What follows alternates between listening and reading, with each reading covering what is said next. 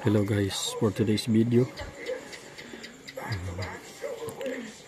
magpapalit ulit tayo ng thermal fuse. Ito yung sirang thermal fuse, yan sira na yan, at ito yung ipapalit natin, yan ito yan. So dito natin i-coconnect yan, gagamit tayo ng soldering iron.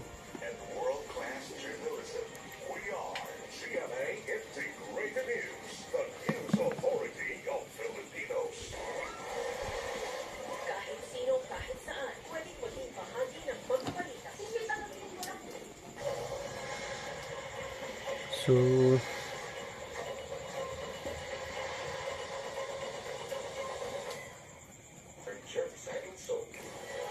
ito guys, kahit magkabaliktad yan, okay lang yan.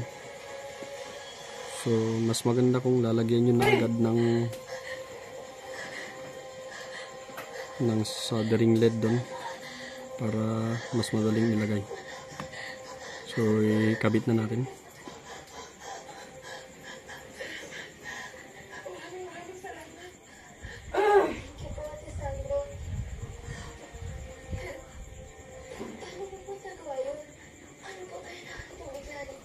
Yun.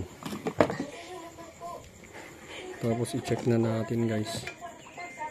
Check natin gamit tong multi-tester.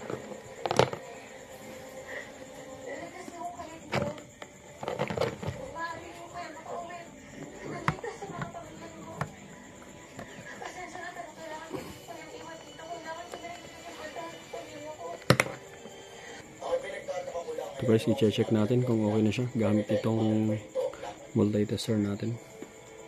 So ganito lang ang gagawin kung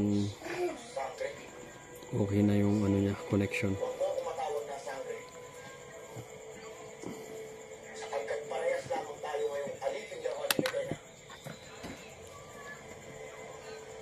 Yan. Tapos pihitan natin yung selector switch. Yan, ayun, meron na. Dapat pataas ng pataas yan. Yan. Ayun, so good na siya. So ganun lang pong magkabit ng thermal fuse ng electric fan.